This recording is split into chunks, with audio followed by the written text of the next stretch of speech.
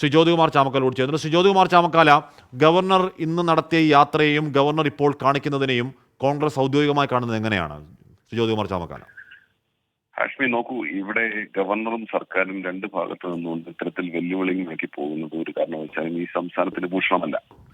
ഗവർണർക്ക് ഭരണഘടനാ പദവിയുണ്ട്. അദ്ദേഹം ഗവർണർ എന്ന നിലയിലായാലും ചാൻസലർ എന്ന നിലയിലായാലും അദ്ദേഹം പാലിക്കേണ്ട മര്യാദകളുണ്ട് ഒരു ഭാഗത്ത്.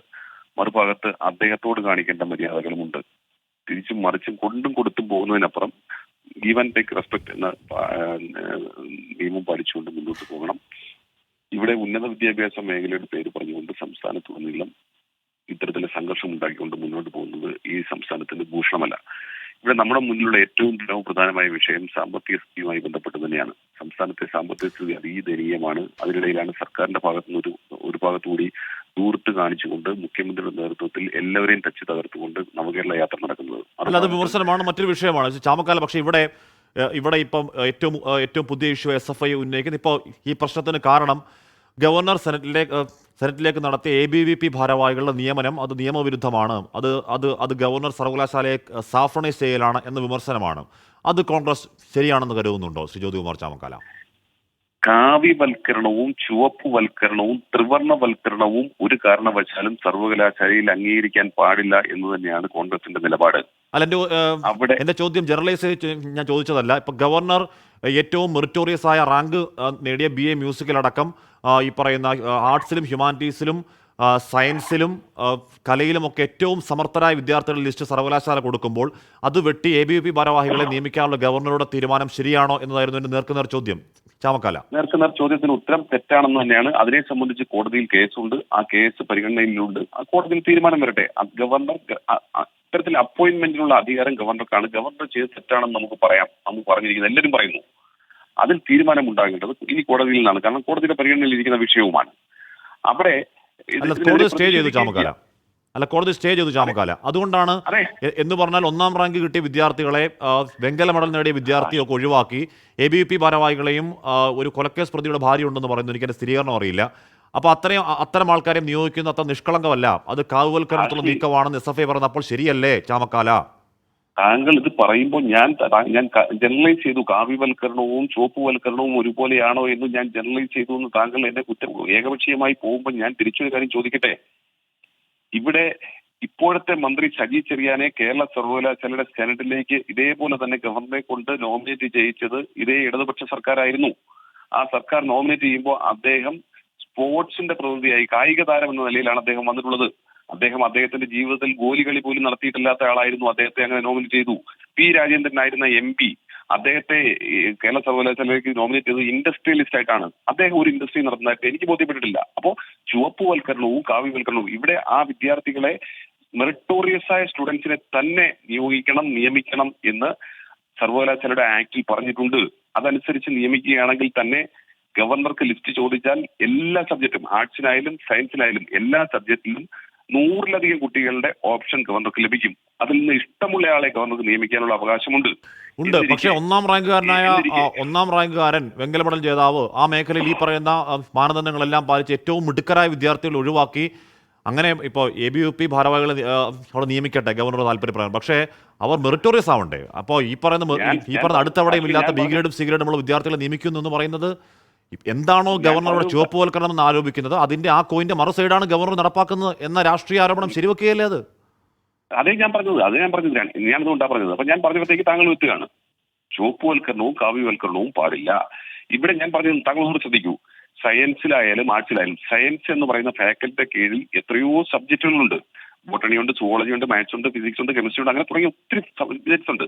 ഇതിലെല്ലാം ഡിഗ്രിക്ക് അല്ലെങ്കിൽ PGക്ക് റാങ്ക് കിട്ടിയ കുട്ടികളുടെ കണക്കെടുത്ത് കൊടുത്താൽ അതിൽ നിന്ന് 100-കണക്കിന് കുട്ടികളുടെ ലിസ്റ്റ് അദ്ദേഹത്തിന് കിട്ടും. അതിൽ നിന്ന് ഇഷ്ടമുള്ള ആളെ അദ്ദേഹത്തിന് നിയമിക്കാം. അതിനപ്പുറത്തേക്ക് ABVP-കാരനെ നിയമിച്ചേ മാറൂ എന്ന് പറയുന്നത് ഒരിക്കലും അംഗീകരിക്കാൻ കഴിയുന്ന കാര്യമല്ല.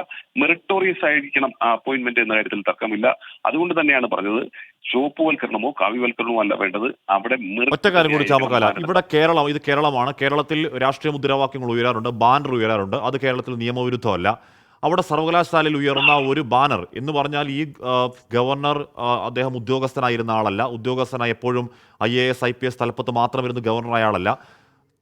താഴെത്തട്ടിൽ ഗ്രൗണ്ടിൽ നന്നായി രാഷ്ട്രീയം കളിച്ച് വന്ന ഒരു ഘട്ടത്തിൽ ഗവർണറായ ശ്രീമാൻ ആരിഫ് മുഹമ്മദ് ഖാൻ കാലിക്കറ്റ് സർവകലാശാല ഒരു ബാനർ ഉയരുമ്പോഴേക്കും അത്ര കണ്ട് പ്രകോപിതനാവുന്നതിനെയും അദ്ദേഹം തന്നെ ഒരു വലിയ ഭരണഘടനാ സ്ഥാപനം അദ്ദേഹം തന്നെ പോയി നിന്ന് അതിനെ അഴിച്ചിറക്കുന്നതിനും ഒക്കെ കോൺഗ്രസ് കാണുന്നത് എങ്ങനെയാണ് ശ്രീ ചാമക്കാല?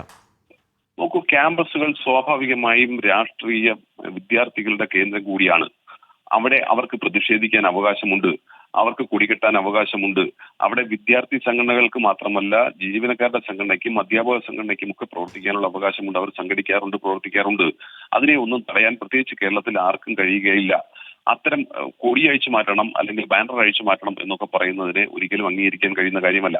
പക്ഷെ അദ്ദേഹം ചോദിക്കുന്ന പ്രസക്തമായ ചില കാര്യങ്ങളുണ്ട്. പിന്നെ ഇനി രാജ്ഭവന്റെ മുമ്പിലല്ലോ കിട്ടിയത്, ഈ കെട്ടിയിരിക്കുന്ന സർവകലാശാലയിലാണ്. സ്വാഭാവികമായും അദ്ദേഹം അങ്ങോട്ട് എന്ന് കയറിയ ആളാണ്. അവിടെ ഇത്തരത്തിൽ ബാനർ കെട്ടുന്നതിനെ വിദ്യാർത്ഥികൾ ബാനർ കെട്ടാൻ പാടില്ല, പ്രതിഷേധിക്കാൻ പാടില്ല എന്ന് പറയുന്നതിനൊന്നും യോജിക്കാൻ കഴിയില്ല. അദ്ദേഹം ഡൽഹിയിൽ നിന്ന് തിരിക്കുമ്പോൾ പറഞ്ഞിരുന്നത് എന്താണ്? തന്റെ വാഹനത്തിനെ തടയുകയോ തന്റെ മുന്നിൽ വന്നു നിന്ന് പ്രതിഷേധിക്കുകയോ ചെയ്താൽ താൻ അവിടെ ഇറങ്ങും. അതിനപ്പുറത്തേക്ക് എന്ത് പ്രതിഷേധം ഉണ്ടായാലും തനിക്കൊരു പ്രശ്നവുമില്ല എന്ന് പറഞ്ഞയാൾ പിന്നീട് വന്നിട്ട് കൊടി അഴിച്ചു മാറ്റണം എന്ന് പറയുന്നതിനോടൊന്നും യോജിക്കാൻ കഴിയില്ല. അത് മാത്രമല്ല സർക്കാർ ഗസ്റ്റ് ഹൗസിൽ താമസിക്കാനിരുന്ന ഗവർണർ ഇപ്പോൾ ഞാൻ പറയട്ടെ, ഇപ്പോൾ സർവകലാശാലയിൽ കാലുകുത്താൻ അനുവദിക്കില്ല എന്ന് SFI ഒരു രാഷ്ട്രീയ മുദ്രാവാക്യം പറയുന്നുവെങ്കിൽ അത് കാലുകുത്തിക്കില്ല എന്ന വാക്കർത്ഥം അതിനുണ്ട്. ഇപ്പം മുഖ്യമന്ത്രിയെ പുറത്തിറങ്ങാൻ എന്ന് കോൺഗ്രസ് പറഞ്ഞാൽ മുഖ്യമന്ത്രി പുറത്തിറങ്ങാറില്ലേ? ഉമ്മൻചാണ്ടി പുറത്തിറങ്ങാൻ സമ്മതിക്കില്ല എന്ന് അന്ന് CPM പറഞ്ഞ മുഖ്യമന്ത്രി എന്നത് ഉമ്മൻചാണ്ടി പുറത്തിറങ്ങിയിട്ടില്ലേ? അതൊരു രാഷ്ട്രീയ മുദ്രാവാക്യമാണ് എന്ന് യഥാർത്ഥത്തിൽ മനസ്സിലാക്കാൻ കഴിയുന്ന ആരിഫ് മുഹമ്മദ് ഖാൻ എന്നാലൊന്ന് കാണട്ടെ എന്ന് പറഞ്ഞ് അദ്ദേഹത്തിൻ്റെ ഗസ്റ്റ് ഹൗസിലെ താമസം ഒഴിവാക്കി സർവകലാശാലയ്ക്കകത്തുനിന്ന് അവിടെ താമസിക്കുന്നു. അവിടെ വീണ്ടും ബാനർ വീഴുമ്പോൾ എല്ലാ സുരക്ഷാ മുന്നറിയിപ്പും അവഗണിച്ച് പോലീസ് വേണ്ടെന്ന് പറഞ്ഞ് അവിടെ മിഠായി തെരുവിൽ ഉടനീളം സഞ്ചരിക്കുന്നു.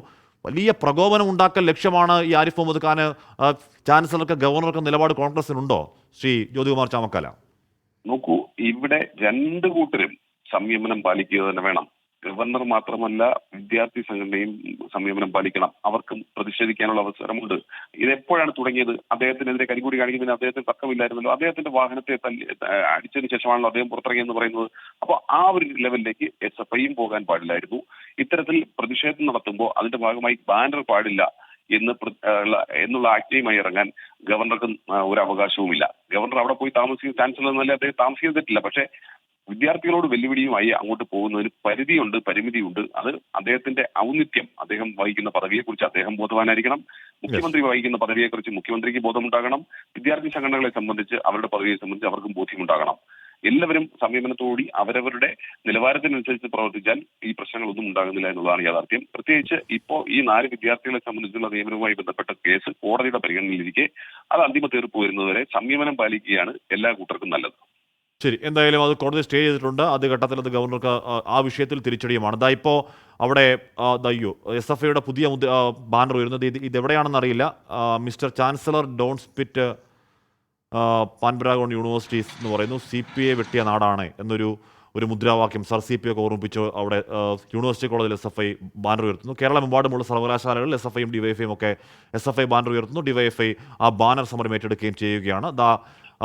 ഇനി വരാനുള്ളത് ഒരു സെമിനാറാണ്. ആ സെമിനാറിലേക്ക് ഗവർണർ സർവകലാശാല ക്യാമ്പസിലേക്ക് എത്തുക 3:30-ക്കാണ്. എന്തെങ്കിലും പ്രതിഷേധം ഉണ്ടാകുമോ എന്ന് ആ സമയത്ത് അറിയാൻ കഴിയും. തിരികെ എത്താൻ പ്രിയപ്പെട്ട പ്രേക്ഷകരെ, കുറച്ചുകൂടി വാർത്തകൾ എടുക്കാനുണ്ട്. ഇടവേളയ്ക്ക് ശേഷം.